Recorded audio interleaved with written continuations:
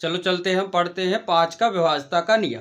ये रहा हमारा क्या 5 का विभाज्यता का नियम। इस एक क्या है, सबसे सरल है और आसान है। क्या है इसमें कि यदि संख्या में इकाई का अंक क्या होना चाहिए, 0 या 5 हो तो संख्या हमारी 5 से पूरी तरह से विभाजित हो जाती।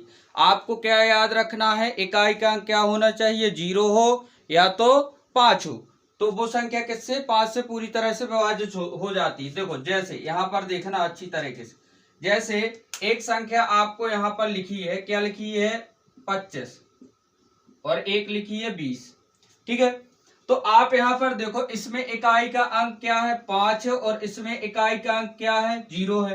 तो अब देखो ये संख्या क्या 5 से पूरी तरह से विभाजित होती है, 5 25 कट गई ना पूरी तरह। और उसी प्रकार देखो 20, 5 को 20, तो ये संख्या भी क्या है हमारी 5 से पूरी तरह से विभाजित हो गई।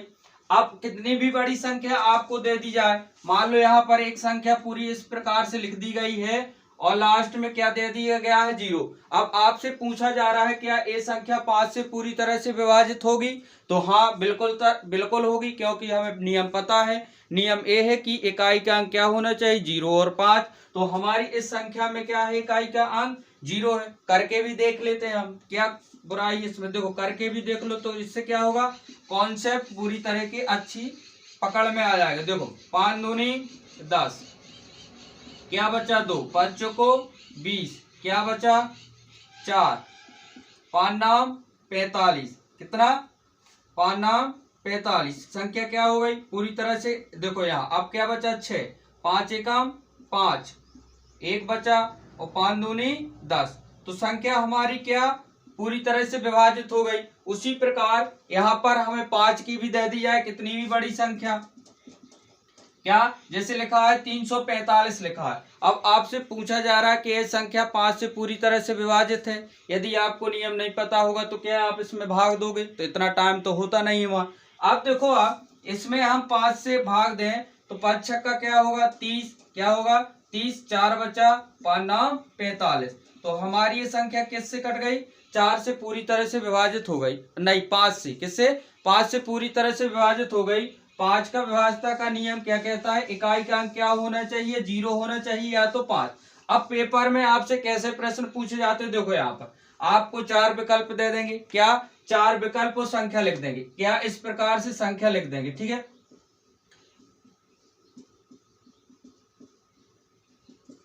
ये है हमारी 4 संख्याएं लिख दी मैंने, ठीक है। अब आपसे पूछा जा रहा है, प्रश्न में आया कि इनमें से कौन सी संख्या 5 से पूरी तरह से विभाजित है।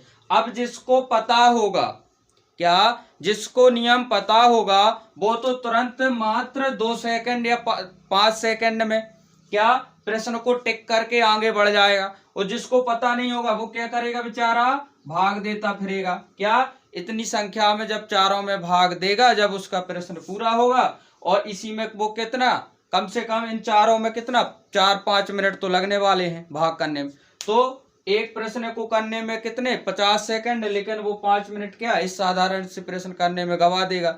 तो केवल आप याद रखो इकाई का अंक 0 होना चाहिए और 5 होगा, तो संख्या हमारी किससे विभाजित हो जाएगी 5 से। ये हमारा किसका नियम है, 5 का विभाज्यता का नियम है।